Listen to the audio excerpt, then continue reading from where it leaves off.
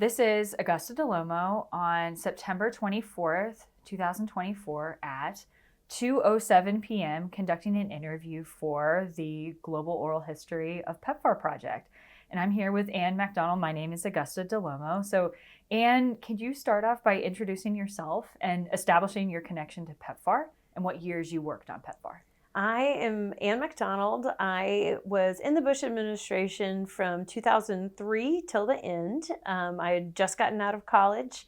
I was raised in Knoxville, Tennessee by parents who every time there was a Olympian who was defecting to go on another team or someone was escaping from East Germany, I was young enough growing up in the 80s to where I had parents who would put me in front of the TV and say, this is the freedom that you got to be born into, that people are willing to risk their lives to have.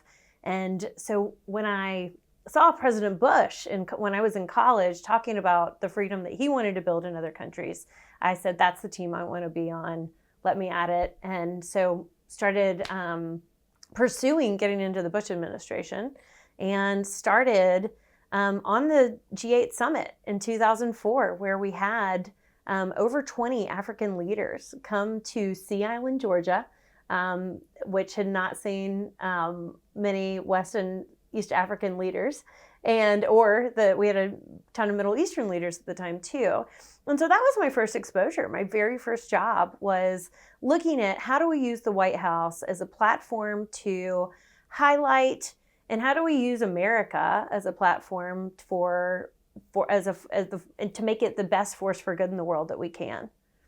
And when you started on the Bush team, what was your sense of the pandemic, the global AIDS pandemic, when you started this role? Did you have a sense? What was it to you at that point? Yeah, so I, growing up in the 80s again, it was the era of Ryan White and Magic Johnson. And I knew growing up that it was something very scary and that it was very much in my world. I had mentors in high school who lost parents to AIDS. I had a sense of what was happening abroad, but I don't think it was really until 9/11 that it could be partially my age, it could be partially the advent of the internet and just the explosion of knowledge that we all were coming into in that era in 2002, 2003.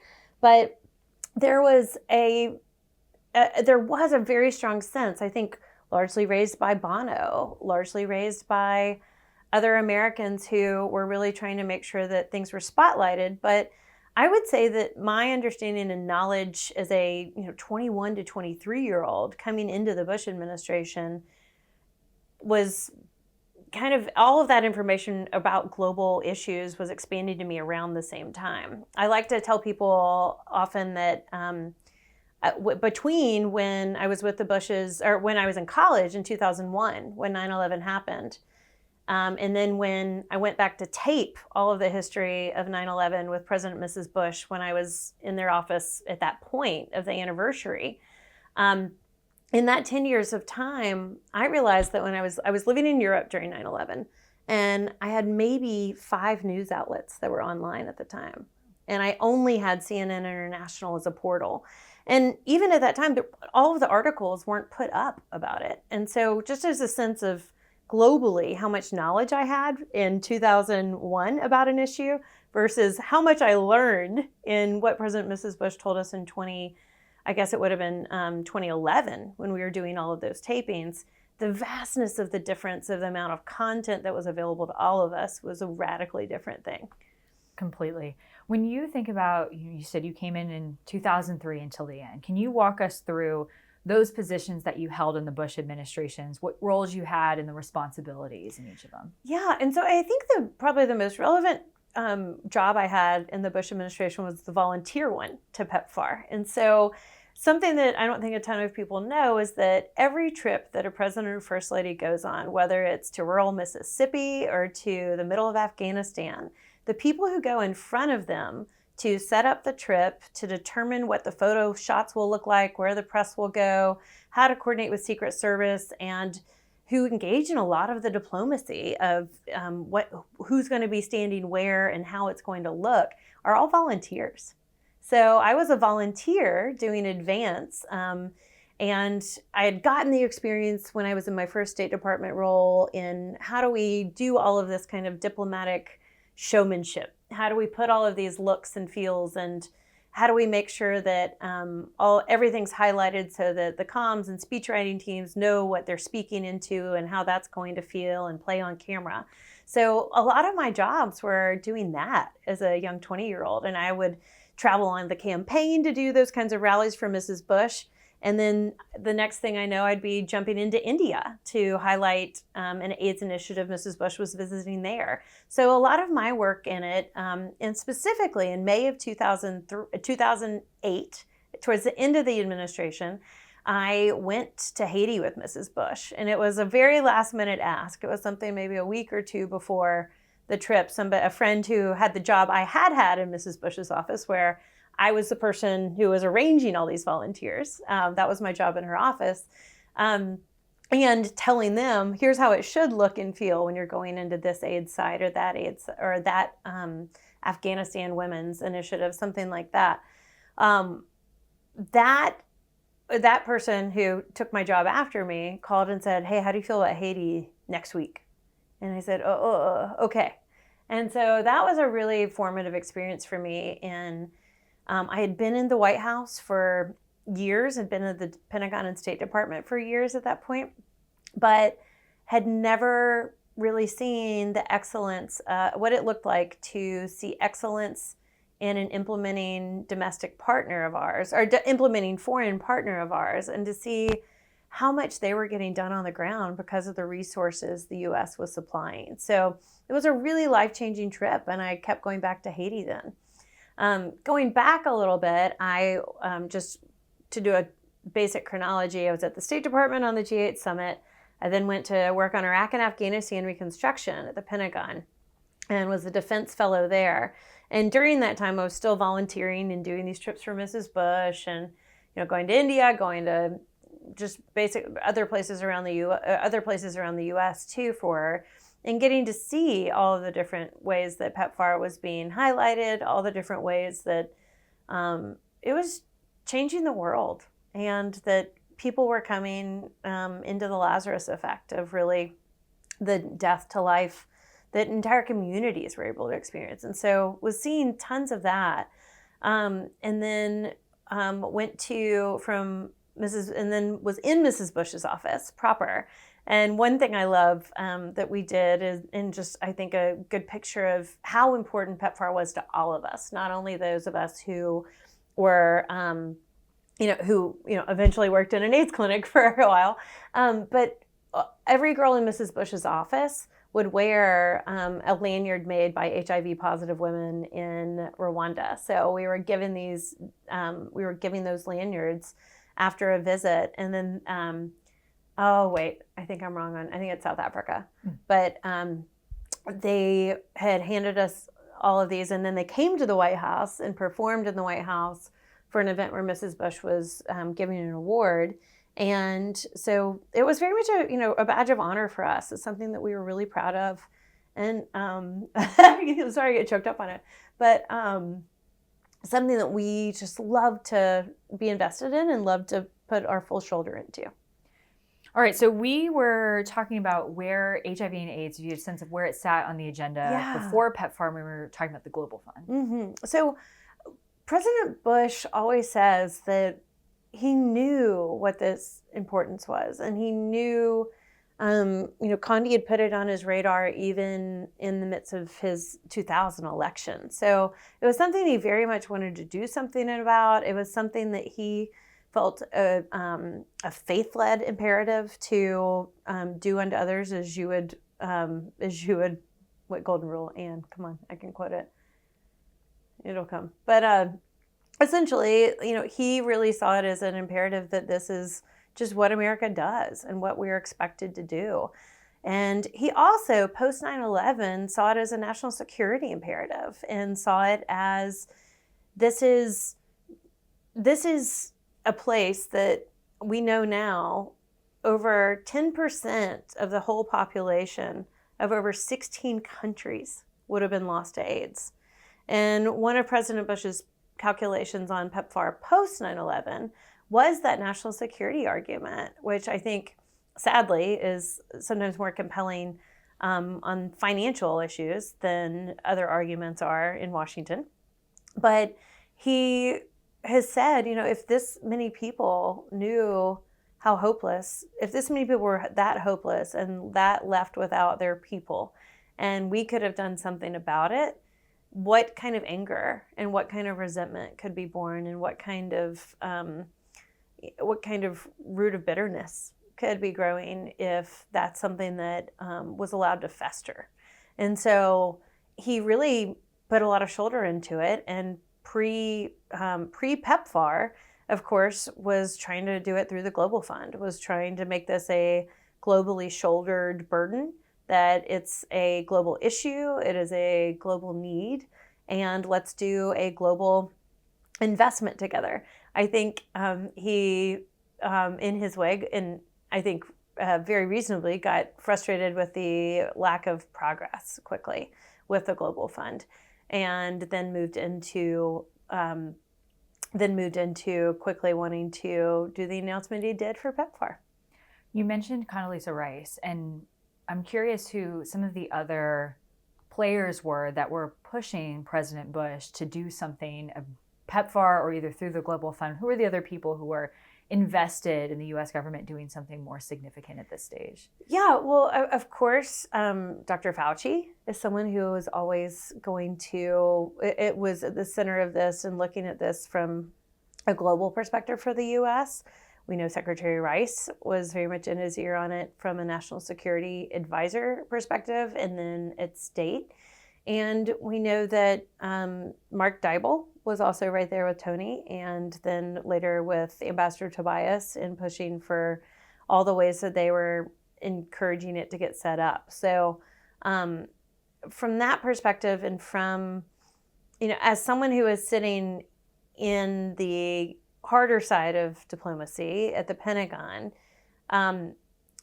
it was an incredibly bold thing to do in the midst of the billions of dollars that we were putting into Iraq and Afghanistan.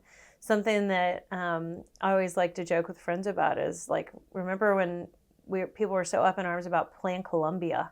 It was like $4 billion initially, and like back when that was real money of government spending on a foreign initiative in 2001, I think was when we started it. But that kind of back and forth, and that kind of massive investment, and what we ended up putting in and what we ended up being able to do was beautiful, and just an incredibly bold initiative that I think President Bush will always be remembered for. You described the president's frustrations with the lack of progress with the Global Fund. Could you tell us a little bit more what that meant to him, of the things that he wanted to see that he wasn't seeing, and what ultimately pushed the vision of PEPFAR that we ended up getting? Well, I would say in his development world more broadly, he I think implemented and got the Millennium Challenge Corporation into existence as an attempt initially to subvert the rest of the development complex that we didn't see getting the results we wanted, that had so many bad stories of abuse and misuse and corruption abroad, while doing some great things. A lot of mismanagement, a lot of years of leaning too hard on contracting that ballooned and was badly incentivized. And President Bush, through MCC, really saw a way that he could put the right incentives on development. So saying, you do this, you work towards this in your governance, in your rule of law, in your human rights status, and treatment of your own people. And here's America wants to come alongside with you and partner with you as you make those investments, and will make those investments with you. So that overarching philosophy was what he wanted to see done. He wanted to see accomplished. When that met Washington, it came out in a very different, very bureaucratic picture. So if you want to talk to a PEPFAR official in Tanzania today, you don't know if you're going to talk to the head of PEPFAR Tanzania, the person in the political section who's working on PEPFAR, the person from HHS who's working on PEPFAR, the person from the CDC who's working on PEPFAR, and I feel like there's even another AID itself on PEPFAR. So they're typically in most larger embassies with that much PEPFAR funding, that many different government agencies that are implementing the program, which is anybody in any other management context would tell you is not the most efficient or effective way to get the results that we want. Despite that fact, it was incredibly effective and incredibly efficient, and we know the results that we are seeing today, and largely to the technological advances as well. And PEPFAR was only able to be implemented because of antiretrovirals. And now, hopefully, with the even greater progress we're seeing with single shot regimens and things like that are coming online, we're so lucky as a world to be coming into that era with hopefully truly without AIDS. When you talked about President Bush's plan when it met the bureaucracy of the American government, and we've heard a lot about the reception of the initial plan for PEPFAR and all of the different stakeholders in the U.S. government, whether it was Congress or the different agencies, and they all had thoughts about PEPFAR. Could you tell us a little bit of your sense of the challenges that the Bush administration was navigating once they had PEPFAR, of bringing everyone onto the PEPFAR team? Well, especially given my perspective from being in the White House 06 to 07 was very much in that crunch time. But if you remember, this is also in the middle of the need for the surge against the backdrop of Iraq and Afghanistan. It's against the backdrop of Hurricane Katrina. It's against the backdrop of so many other issues in our country that were happening and that President Bush was simultaneously having to navigate while he implemented PEPFAR and malaria. So PMI, the President's Malaria Initiative, was also concurrent and equally massive, and Plan Colombia is happening. So there's so many different aspects of global investment and global priority that President Bush had. And then we also were against the backdrop of what was happening domestically, largely because of response to Iraq and Afghanistan. So one of my favorite memories of President Bush in 06, the day after we lost the midterm elections, and I'll go back a little bit first. So in 2004, when President Bush wins the re-election, he immediately goes into a mode of setting up kind of blue ribbon commissions to put together the best potential ideas for how do we build better efficiencies in our Social Security system, how do we build better efficiencies in our Medicare system, and how do we do significant tax reform and make it a simpler process for all Americans. Those were his three main pieces he was really campaigning on for domestic initiatives. I forgot the backdrop of the No Child Left Behind Act. So we were going for some very bold, big things. So in the midst of all of that, we also had a Republican House and a Republican Senate that we really thought were going to be very much with us and pushing forward on all of those initiatives, and that wanted to see the same, what conservatives would give to have any of those opportunities again to get those things through. And the stock market is up 374% since President Bush tried to put more for our generation into the stock market. So those things were what he was really focused on pushing through Congress. And so those pieces, I would say, were the front burner issues, and what he had campaigned and was getting reelected on in 2004.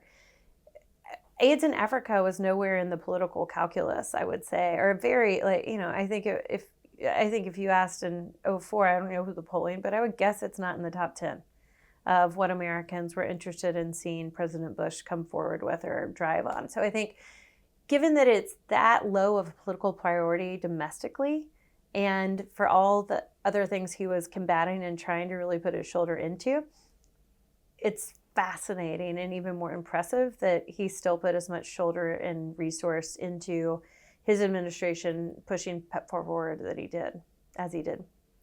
You mentioned at the beginning some of the big personalities and people, Dr. Fauci, Yeah. Mark Dybul. Could you give us a sense of them and what they each brought to PEPFAR in those early days? Yeah, and I wanted to go back and tell the story about after the midterms first too. But so the day after the 2006 midterms, when I was really sad. Secretary Rumsfeld had gotten fired, and I was a huge supporter. I worked for his best friend from Princeton, and just had worked for him in and out of the Pentagon for a long time. And so I was licking my wounds from that that sadness. And we get a call that said, okay, President Bush wants everybody to come to the Indian Treaty Room, all the White House staff. So we all go in the Indian Treaty Room. And President Bush said, well, I said it out earlier today, and I'll say it again. We got a thumping. But the beautiful thing about America is that whenever a Congress is given an option to do something and they don't do it, the American people can yank them right back home again. And that's what happened yesterday. We could have done Social Security reform, Medicaid, Medicare reform, and tax reform. And people didn't put their neck out to do it. And so that, I think, just to give a little more emphasis on, here's what he really was focused on domestically, and here's really where Congress's focus was in those years with the Katrina supplementals and Katrina funding pieces, I think were really important for what he needed to get done for his Congress to support him on other issues. Senator Frist, too, though, my Tennessee hometown senator, home state senator, really has put shoulder in and has continued to put shoulder in. Senator Daschle loves his legacy on PEPFAR. Barbara Lee loves her legacy on PEPFAR. And the Congressional Black Caucus wrote the letter that asked President Bush to implement PEPFAR that they still cite as a really critical part of putting their shoulder into showing that it would have Democratic and Republican support. I think the players that you asked about, Tony, Fauci and Diebold, I only knew of Fauci from a far distance. So really didn't, he really was just a behind the scenes player, very much so. He was not the front man doing the White House speeches for it. He was just the quiet, knew how to get all of these different bureaucracies to work guy, I would say. Mark, and I think Mark has said, I wasn't supposed to be PEPFAR. I wasn't supposed to be one of the first leaders, but after Tobias's indiscretion, we saw Mark catapulted into that role, and he has been and was in the moment the perfect spokesperson, the perfect advocate, and just such a passionate, results-driven leader who I'm so proud of and so grateful for all that he's done for our country and so many others. Let's circle back to what you said is kind of your first entry point into PEPFAR, which is the summit. And that's in 2004, the G8 summit, and what that represented and what it meant. So can you talk a little bit about how you all were thinking about PEPFAR leading up to the summit and what you hope to accomplish there? Yeah, and so the 2004 G8 summit was seen as an entree in the summer to highlighting President Bush's foreign policy into the campaign year. So we knew most people were going to be very locked into domestic issues for the remainder of the year. And so for 9 months, all of us were assigned to that task of how are we going to highlight President Bush's foreign policy? How are we going to set up the best possible summit with as few distractions as possible? We were only, 3 years past the 99 WTO summit in Seattle that we did not want to repeat. And that was part of the reason it was on Sea Island, so that the island could be, that made that safe and that hard to have protesters distract from what we were doing. So that was a really important, so the security piece of it was really huge.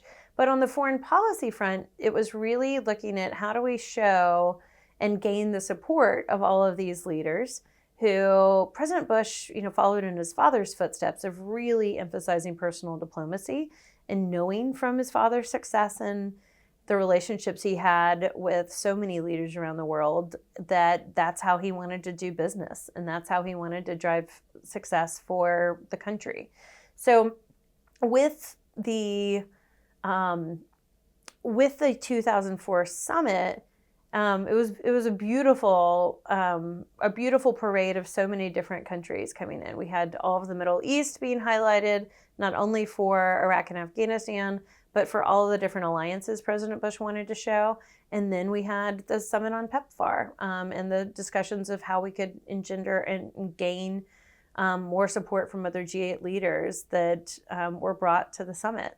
Something wild happened the week of the summit, and after 9 months of planning for every contingency and anything that could happen, President Reagan died that week. And we really thought it was going to, just personally, of course, we were very sad that President Reagan had passed, and just loved the symbol he was for our country's foreign policy. But initially, as a 22-year-old staffer trying to figure out what happened to all this work I did the last 8 months, is everybody just going to go to the funeral? Do we scrap the summit? But they ended up having the funeral the end of the week, immediately after the summit, and it really ended up being, I think we thought, providential for President Bush to get to be just brought into the same orbit as his foreign policy being compared to Reagan's, and how much he wanted to build freedom, and how much he wanted to press into the United States being the shining city on the hill, and how much he wanted so many people in so many places to have the American dream in their own place. You talked about the importance of personal relationships for President Bush, especially with foreign leaders. And who were some of the people, especially in the PEPFAR component, that the Bush administration saw as allies on PEPFAR, that there were their strong people that were going to help them build that support that you were hoping that they were going to get at the G8 summit? I think Japan was a surprisingly great ally, and President Bush and President Koizumi were incredible friends. When President Koizumi left office, I have a poster up in my office that we did for his last visit to the States. I'm from Tennessee, and President Bush said, "Where do you want to go, President Koizumi? I'll take you anywhere." And he said, "I want to go to Memphis. I want to see Graceland." And so the poster that I think Jason Recker, who was a longtime advance guy, said one president, one prime minister, one king, with Elvis's picture on a concert-style old-timey poster. So that was the strength of relationship. He took him to have barbecue and to see Graceland. There was no other agenda, and it was the end of his prime ministership. So I think that's just an example of kind of how that personal investment then yielded dividends, and continues to, for PEPFAR, with Japanese partnership on both PEPFAR and the Global Fund, especially the Global Fund. But then we also have,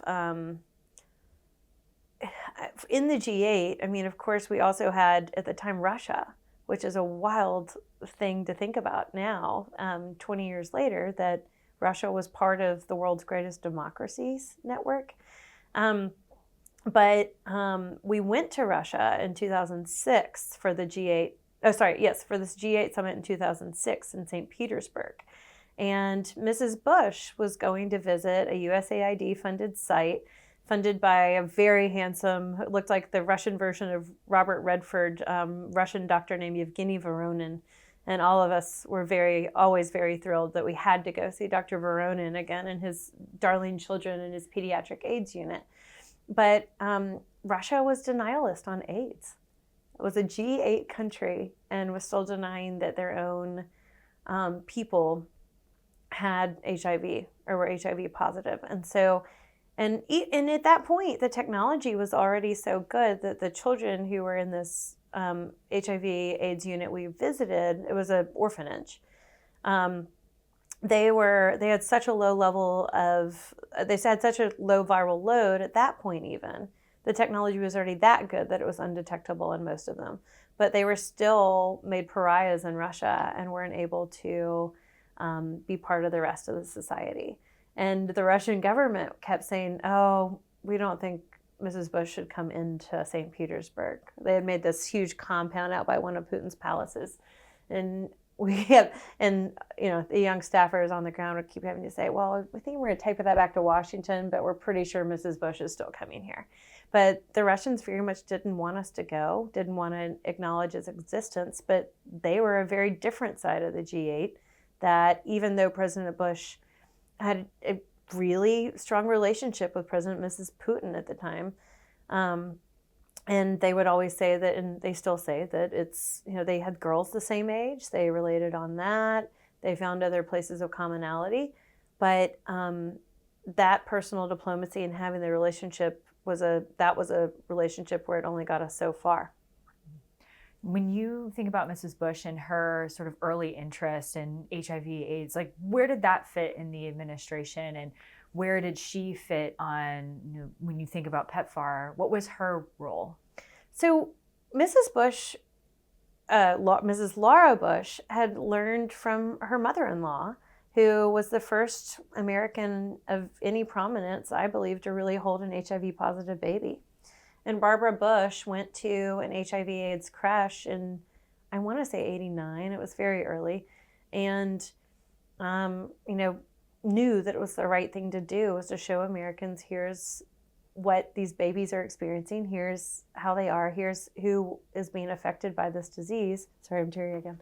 That we wanted to, that we want to make sure we are doing everything we can for. So Mrs. Bush had very much seen that. She had very much seen the AIDS quilt that would come to Washington every year, and they knew we went to see it another time after the administration as well. So definitely had always been of interest, and I think she very naturally is someone who always is the person who is extending the most grace to the people who are the farthest away from feeling it. So, and I'm on Laura Bush now on that too, but and so for her,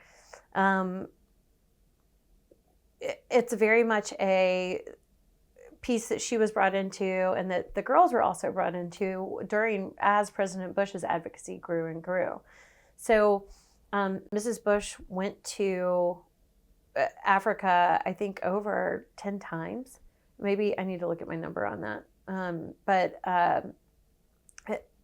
so many visits, 10 different countries at least for sure. And then again, brought people to the White House, went to, our trip to Haiti was to highlight, here's HIV/AIDS in this hemisphere. It's not just an Africa or over there issue, it's right here. And she also was very active in a HIV/AIDS program for pediatric kids in Dallas. So I can't remember if it was part of her junior league work or her, or just affiliation here, but she was very involved in, I think it's called Brian's House, and it is no longer in existence, which is a beautiful thing because there are not children born with AIDS anymore in Dallas, but or to the extent that there's a need for a full-time caregiving place for them, which is an incredible statement to how we're doing now. But that was something that she was involved in from an early time, and something that in the post-presidency she was really excited to have opportunities to still support and engage with. You talked about the personal impact of that trip to Haiti on you. Can Yeah. you tell us a little bit more about that trip? You found out a week in advance, Yeah. what you all were prioritizing, what you saw there, that experience for you. And as I said again, it was the overarching purpose of Mrs. Bush's swing through Haiti and Mexico, I believe it was just Haiti and Mexico, was to highlight, here's what PEPFAR is doing in our hemisphere, here's how close it is to home. And in 2000, when President Bush was launching into PEPFAR, Haiti's AIDS prevalence rate was 19% of its population. So an incredibly high HIV/AIDS rate. And Mrs. Bush was going to highlight the work of GESCU, which is where I worked, And GESCU is a horrible French acronym that stands for the Groupe Haïtien pour l'étude du Kaposi and infectious disease. That's where my French accent stops. But so the Haitian group for the study of Kaposi sarcoma and infectious disease was founded in the early 80s. And it was the first center in the world solely dedicated to the study of AIDS. And while, of course, no one knows where AIDS started or how it started, there was a group of infectious disease doctors, and my boss, Dr. Pop, who we visited then, who became my boss, is just a prince among men who has just lived in the slums and worked in the slums of downtown Port-au-Prince for his whole career there, and was Cornell educated, could be anywhere in the world he wants, and he is just this saint who has been doing this really hard work since. But so Mrs. Bush went to visit GESCU's work, which was the main implementing partner of PEPFAR and the Global Fund in Haiti. And GESCU is located smack dab in the middle of downtown Port-au-Prince, across from Cité de Dieu and Cité Soleil, and treated over 250,000 people a year through its network around the country. And by the time we were visiting in 2008, after just 8 years of PEPFAR implementation and Global Fund implementation there, the HIV/AIDS prevalence rate was down to 2.2%. And when you get to Haiti and you see the clinic and you end up working at GESCU, what was that? Once you get there, where you're like, this is where I want to come back? How do you get from that visit to working there full time? Yeah. And I was very confident that the last thing in the world Haiti needed was another white girl who didn't speak the language, who thought she could help. So very much didn't see myself as a potentially helpful resource for them. But I, first, I knew that I had gotten a very weird early 20s education on political world and how things work. But I knew how to make the White House work, or to make something go through the White House, or how we use the White House to highlight different policies to then get it pushed through Congress, and how to make change in Washington. And I wanted to sit at the feet of people who are actually getting things done on the ground. And so Haiti became my PhD, I think, in how does U.S. government funding really work when it's doing excellent work. But so Haiti was the wildest place I'd ever been in the world. I'd been to a lot of places. I think I went to something like 26 countries, and in administration. And out of all of those, something grabbed me about Haiti. And I think it was partially the culture, but it's just such a dynamic and cosmopolitan in the literal sense of the word. It's very West African. It's very French. It's very Latino. And it's very, and there's some strong strains of American, but then it's also very Arab, which is something people don't know about Haiti. But a lot of the merchant class and a lot of immigrants that came out of the Ottoman Empire to the Caribbean and Latin America are still a very big part of the Haitian culture. So some of the best Lebanese food I've had is in Haiti. So all of those different elements and all of the dynamism of Haiti really drew me personally. And then, as I've said, just Dr. Pop's example, the openness and the strength of the doctors that were working in the clinic in Haiti were so compelling that I kept asking them, how can I help? And I kept going back. I think I went back 3 times that year. And then it's a long kind of spiritual journey story of how I kind of got there. But finally one day, every time I'd open my computer to look for a new job, like I knew the administration was ending, we knew we all had to go do something else. Haiti would just be on the screen. And this was Haiti was not on people's radar a lot, but Haiti was just something that was kind of inescapable for me. And finally one day I just threw up my hands and say, what is this? What am I going to do? I'm just going to buy a plane ticket, and I'm going to ask my Haitian friends if I can come stay there. And I get there, and the first day, Dr. Pop said, what are you going to do here? And why are you here? I said, I don't know, but here's what I have done in the White House. Here's what I have done in my other jobs. And I'd just like to learn from you for a while. He said, great.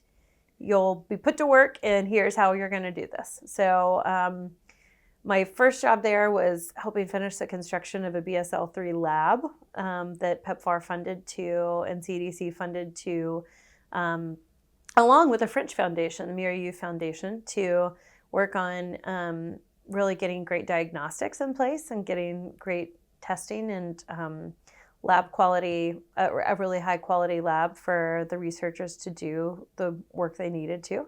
And then also then just kept working on external affairs and figuring out how can I help them partner better? How can I help them reform their local foundation? How can I help them reform?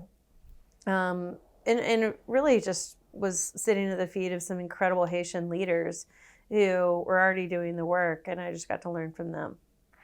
Can you give us a sense of how the clinic worked in practice? Like, what did it look like day to day when you were there? What were the kinds of things that they were doing?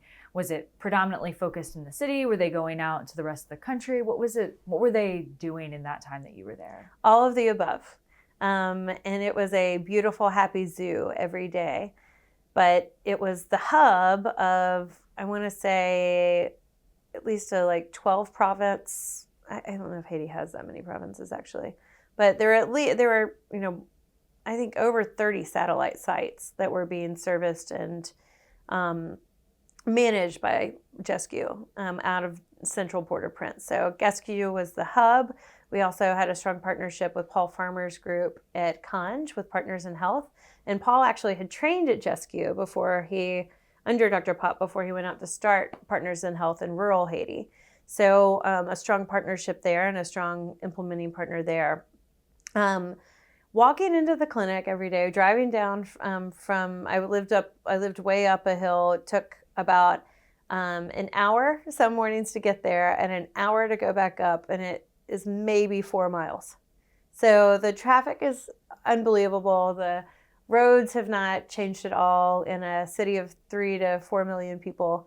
The entirety of the last, I think, probably 70 years to accommodate the population. And it's just everybody's hustling all day, every day. And it's a great, beautiful hustle. In the clinic itself, there, of course, were places that where testing was happening. So there are social workers there to be with people as they got life-changing diagnoses. There were community health workers who were going into Cité de Dieu and Cité Soleil and helping people, remind them of times to take meds and following up with people and making sure that they were adherent to the antiretroviral regimens they were on. We had an STD clinic that was looking at co-infections and helping people who had lower immune systems and then were more susceptible to getting disease. We had a maternal child clinic, which was a major feature of PEPFAR and something Mrs. Bush was very much into and loved being a part of, were maternal child health clinics to make sure that mothers knew that they could be on an antiretroviral prophylaxis that would allow them to have babies that were born AIDS-free. And Mothers to Mothers is the program that I couldn't remember that we all wore the lanyards from in Mrs. Bush's office. And then and I think my lanyard was in my house in Haiti in the earthquake. So eventually. So we also had, I think one of the last grants I got was from Austria. And one of the Austrian consul general, a good friend there, who's a 6th generation Haitian and blonde and blue-eyed, and she was able to help us get the solar panels and solar lighting to help kids who we wanted to be able to keep studying at night, who are part of our community, to do that. So there are all kinds of activities, health-related and some just community-related, that were happening out of GESCU. I think one more really important one that I didn't mention yet was a infant and child feeding program. So getting malnourished kids, especially those who had been born and them and their mothers hadn't been diagnosed with AIDS, but they were born very low birth rate, very malnourished. They were able to get Medicamamba, which is a Haitian-made nutritional supplement that my friend Rebecca really helped work with doctors and to help formulate to make sure that kids had what they need and were growing up healthy and strong. When you've talked a little bit about the different kinds of implementing partners. And so I'm curious how you have all this money for PEPFAR now, and Jescu becomes the largest implementing partner for PEPFAR in Haiti. How do you go from PEPFAR money to implementing partner? What does that process look like? It was such a well-run machine by the time I got there. I don't know what the scale up looked like when the money hit. But Jescu had also been getting CDC money and other major research grants for many years. So Jescu had the first ever study in the New England Journal of Medicine in 1983 saying this is what this disease is in the developing world. So that group of Haitian doctors were the first people to really break. Here's what this disease looks like. Here are the major characteristics. And again, it was still called, I think at that point, I don't even know if AIDS was labeled. I can't remember what year the AIDS label hit, but there were phases of when it was called 4H for homosexual. The reasons you were getting it were, in the awful theory, was you were homosexual or a hemophiliac or a heroin user or a Haitian. And so that label on Haiti really decimated it economically. It was called the Singapore of the Caribbean and the Pearl of the Antilles in the 70s. It had a rocking manufacturing sector. Tons of U.S. producers were manufacturing garments and things like that. And of course, the shipping is great, 200 miles off the coast of Miami. And that all went away when the U.S. put a blockade on Haiti. And nothing, and Haitians it made it very, very hard for Haiti to have any trade or exchange with the U.S. in the 80s, early 80s, late 70s. Yeah. When you get there, and as you said, it's well up and running as part of the PEPFAR apparatus once you get there. And one of the things that you talked to us about is how important it was for aid to be accountable, and that knowing, we've heard a lot about the reporting structures of PEPFAR. Was that something you saw, and what was that like, that reporting process, by the time you got there? It was fantastic. And there is a whole data management system that my friend ran. And he had a team of at least 12 people who are in our data management room. And they had their electronic medical system. They had their network across all of their sites throughout the country. And I mean, it was a huge burden on top of having the crush of humanity that you had in downtown Port-au-Prince on you every day, all day. But it was really important that everybody knew what was happening, and every doctor wanted to take that very seriously. Every nurse wanted to take those numbers very seriously. And everyone knew, I mean, I think, but in the Jescu is a research institution in its DNA. So for them, it was an imperative for everything that they did already. So it wasn't, I think, a great example of somewhere that had to radically shift to get into PEPFAR reporting standards and structures. As I said, 83, their New England Journal. So an incredibly successful organization for many, many years, that for decades and decades, that was in a pattern and understanding of the need for data to help support outcomes and to help continue funding streams to know the progress that was being made. You get to Jescu in the early months or years of the Obama administration. And so did you see any differences, being on the inside of the Bush administration, how they were thinking about PEPFAR versus what you experienced as a PEPFAR implementing partner in the early days of the Obama administration?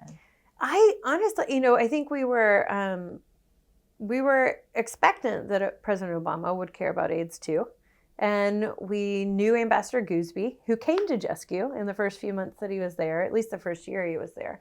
That's where I met Eric, actually, in Haiti. But I think there was not a lot of concern that that President Obama was going to lean in, and that Secretary Clinton was going to lean in, as someone who had honeymooned in Haiti, and someone who had been involved for many years. And then I remember distinctly, I was in Haiti on Inauguration Day already, and I lean over, and my driver from the airport had a watch with a face of Obama on it. And I said, this is beautiful. This is a great thing for our country to have this kind of inspirational figure for so much of the world. So was really encouraged and really energized. And on the ground, didn't feel and didn't see much difference in the structure. I think the difference that came soon thereafter was in the Tea Party movement, and more of the Republican side starting to focus on the funding aspects of PEPFAR. And it became more challenging every authorization to make sure that Republicans knew it's a national security priority, and to make sure that Republicans continued to see it as a Republican initiative that they needed to be proud of. What did that feel like? Or were you still in Haiti when that started happening? And how does that feel, on the ground, to your point of you're navigating the priorities now of the administration, and you're trying to make sure the money keeps moving, that, as you pointed out, you're talking to 4 or 5 different agencies. What is it like juggling all of those bureaucratic priorities as a on the ground partner trying to, as you said, save lives every day? It's miserable. And the amount of paperwork that's required, the amount of data management, the amount of reporting, and that it has to happen to every single U.S. government grant across the 5 to 6 agencies you're working with is not a way we should be doing business, and not a way that President Bush would ever want us to do business. PMI was able to be set up in a very different way. You've mentioned a host of partners that you all worked with when you were in Haiti, and we would love for you to tell us about, some of your best partners, people that you remember really forging a relationship with, and who you turn to for support as you're navigating this role and trying to do the kind of work that you all were doing. Yeah, I mean, and I mentioned Fondation Mérieux, and Mr. Mérieux came to Jescu several times. He was a dear friend of Dr. Pop's, and was always there for funding and support when we needed it. Minister Kouchner came as well from France. He was the foreign minister. He was the foreign minister under Bush as well, and of course, as a founder of Doctors Without Borders, had a great lean into health. So AFD was always there for Haiti. But I think it really depended more broadly on what country context you're in, what other political priorities there were. Of course, France and Haiti's historic relationship had them leaning in more strongly there. But also there were some, Latin American supports that came. And Dr. Pop was always very focused on CARICOM and on other ways that the Inter-American Development Bank could be helping too. When you talk about the unique challenges for each country and the unique priorities, yeah. What are some of the ones that Haiti specifically is dealing with by the time that you get there? Like, what were your strategic priorities that you all were working with in those years that you were at the center? Mother-to-child transmission was still huge, and a really big focus for Haitian women who have almost non-existent pregnancy care. And Haiti still is battling the legacy of the formula companies that came in and did big campaigns telling impoverished women that breast milk is bad. And so malnourished babies are still a big issue when people can't afford formula, and it's seen as a status symbol and an embarrassment to use breast milk. So helping women with HIV figure out that, and figure out how we could help them get to formula too when they needed it for transmission for preventing transmission purposes. So a lot of complicated mother-to-child transmission issues. A lot of focus on community health workers too, and making sure that adherence could stay up, especially among teenagers. We had a pediatric clinic and a teen clinic, and love what JESCU did and does to make sure that teens have peer mentors and people who can come alongside them who are dealing with the same thing to help ensure and encourage them to stay with their regimens. We've heard a lot about the Bush administration's focus on using faith-based partners and how that played a particular role in PEPFAR. And I'm curious what your experience with that was like in Haiti through JESCU. JESCU, as I said, is a purely research institution and is never been a faith-based partner. I'm trying to think of any churches. I'm a person of faith. I'm faith motivated. My faith motivated me to want to be in Haiti, motivated me to want to be part of what President Bush was doing. But, and even in my church there, people would say, "Oh, what's your mission?" And I'd say, "Well, I'm mission minded, but I work in a secular organization." So I would say that was the approach of a lot of the people that I worked with.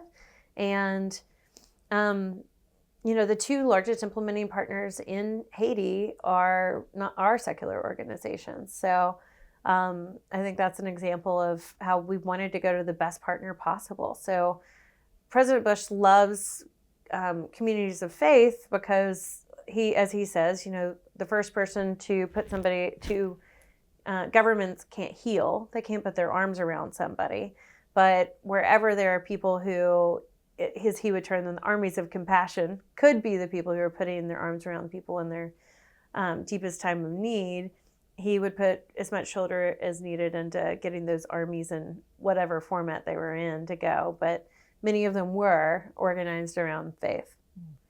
You said Haiti has the two implementing partners that are secular, the two biggest. Do you have a sense of if that's different or? I would say that's pretty typical, and I think in most other countries that I've visited, it is either for sure in Russia, it's a secular organization there, maybe faith fueled in hearts, but not overtly. India, similar. I'm trying to think of other African, I think just culturally in Africa, since most partners were people of faith. And then in Ethiopia, same. It was, it's similar to what we would have here, a hospital named for a saint. But nothing too overtly, nothing proselytizing and nothing that was doing anything but just kind of being about the mission of saving lives, and that being the extension of their love for others. How did you see JESCU is navigating a lot of external priorities beyond just their own work that they're doing? Can I go back to that one first? Yeah, Sorry, the faith-based one. I just wanted to finish. I think, or something else came to mind, but I think I think typically PEPFAR really looked like a standard contracting process for USAID more often than not. So it's the Comonixes of the world. It's the World Vision, while a faith-based organization, doesn't look very different on the ground than a Comonix and implementing the development programs that it does. So I think while there were some places similar to the drug and the substance abuse addiction space, that there are places that have higher rates of bringing people in through, like, if community health workers working in communities of faith or working out of churches or using communities of faith to reach students. I think that was more typical of the implementing partner. And I would say that while you're more easily able to get funding as a faith-based organization through President Bush's initiatives and priorities there, I would guess that less than 10% of all PEPFAR funding went through. I would classify World Vision as something different, but would say that small faith-based organizations were a relatively small part of the bigger pie. We were curious how, these partners work together. To your point, GISCU's on top of a network of other partners that are helping them reach all different parts of the country. And I'm curious, from your vantage point within the organization, how you and your colleagues navigated these different priorities of, you've got the French ambassador who has thoughts, the US ambassador has thoughts, you've got what PEPFAR wants and what the clinic wants. How do you all navigate these priorities of the different partners, and what does it look like day to day, managing those kinds of relationships?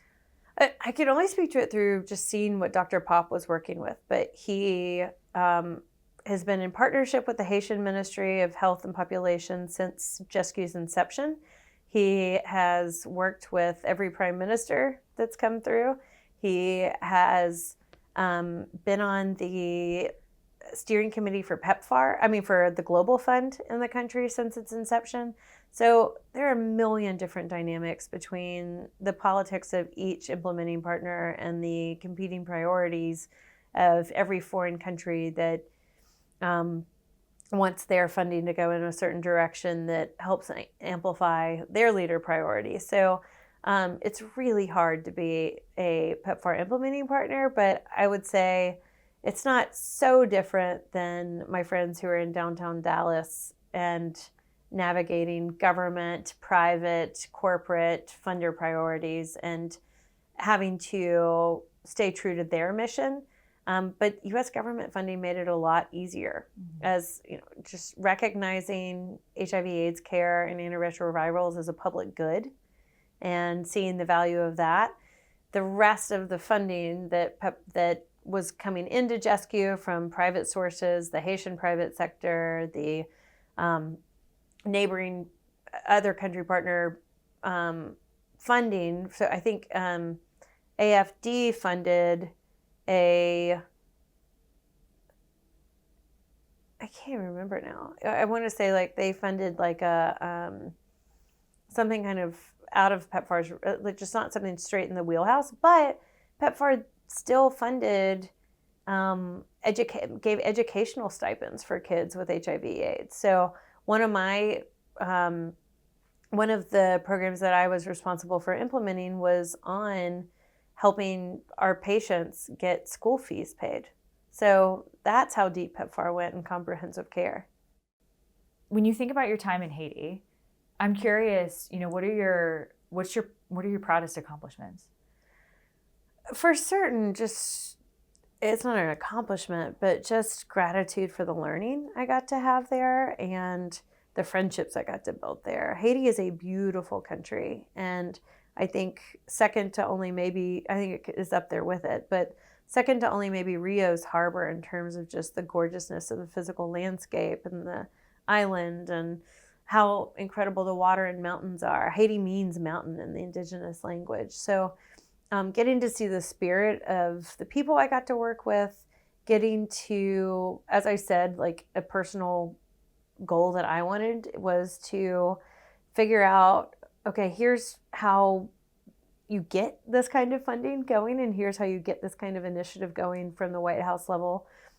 Here's how, when it really works well on the ground, how it functions, how it happens, and the kinds of controls that are on it, the kind of excellence in staff that's needed, the kind of excellence in leadership that's needed. And that's always, in any organization, the hardest thing to cultivate, identify, and keep if you want to see a successful outcome. We've heard a lot about just the impact that PEPFAR has beyond just HIV/AIDS in a country. And I'm curious what you see is PEPFAR's impact in Haiti, maybe in the broader landscape of health or aid or emergency services from both your time and after. So immediately after the January 12th, 2010 earthquake, PEPFAR was immediately able to be a conduit, and already having all of these contracts in place that could be used for earthquake aid to come through. There was incredible need for emergency health. There was, and Doctors Without Borders had 2 emergency hospitals there already. that they were able to put into implementation. Dr. Pop was immediately able to set up a field hospital, had members of the Army immediately alongside him. And the partnerships that the U.S. and others had already built were critical to then servicing and really providing for the cholera epidemic that broke out, brought on by aid workers, but from another country. But that kind of partnership and that kind of network built and gained was able to really help us be much more successful in the emergency response than it would have been otherwise. Fast forwarding a little bit to what you mentioned about the reauthorization and the changes that happened with the Tea Party in Congress and how Republicans in particular viewed PEPFAR. Be curious if you could tell us a little bit more about that and maybe what you see as ways that the Bush administration navigated challenges in Congress that the landscape looks different now. Yeah. So we've had a few reauthorizations since, but in 2014, I worked with Ambassador Glassman, who is our founding executive director of the Bush Institute, and who was our ambassador for public diplomacy at state, to found an organization called Strategic Health Diplomacy. And our goal was to build the research case, working with the Bipartisan Policy Center, to build the research case and to show from a national security perspective just how important continuing to invest in PEPFAR is and will be. So it's a personal mission of mine to continue to remind Republicans of how important this is and how strong it can be for our country to continue to use it to build relationships. I think sadly, in years past, it's been less of a diplomatic tool than it's been a data-driven enterprise, which it always has been. But I think we've lost a little bit of the diplomatic side of it and use of it that I think we desperately need to reclaim. Our last questions for you is reflecting on your work on PEPFAR, and we've heard a lot about the bond that brings people together for people who have worked on PEPFAR and or have, at some point been an implementing partner. And do you think that exists? And what does that mean to you if you think it does? I think any and every project that I'm on that's purpose-driven and something that a lot of people are willing to put the hours in and the long days and the personal sacrifices into to make happen, you're going to become battle buddies of some sort. Of course, it's not an overt war, but the friendships made, the relationships built over so many different countries, and the ways that we've all been able to continue to look at how do we advocate for this together. And it's fun. One of the leader of the main hospital that President Bush visited in 2011 in Ethiopia, Millennium Hospital in Addis, Dr. Leah Tadasi, then became the Minister of Health during COVID of Ethiopia. So was able to work with her, was able to just, have that kind of resource of here's what's happening and how can I continue to help try to get things to places that were under-resourced, especially in that global crisis. But for, I'm sure, me and so many others, it was an incredible relationship builder that we can continue to partner on and go eye to eye and shoulder to shoulder with for years to come. What's the future of PEPFAR? Well, I hope that we're getting closer and closer to an AIDS-free world. But PEPFAR is the best initiative that the U.S. has to demonstrate to so many parts of the world that don't see us in other forms, here's the compassion and here's the heart of the American people. So the platform that is built on what President Bush said recently might be the worst named initiative of all time. What did he call it the other day? He was speaking at the 20th anniversary of the Millennium Challenge Corporation dinner over here. And he said, sounds like a toothpaste. So, he's not wrong. But the best named program that's done the worst named program that's done best for the world. So hope that it's a platform that can continue to be built on for health initiatives, for diplomatic initiatives, and other ways that we can support and show the American spirit to the countries that we want to do that for. I think unless there's anything that you want to add that you think we missed. No, it's good. Yeah.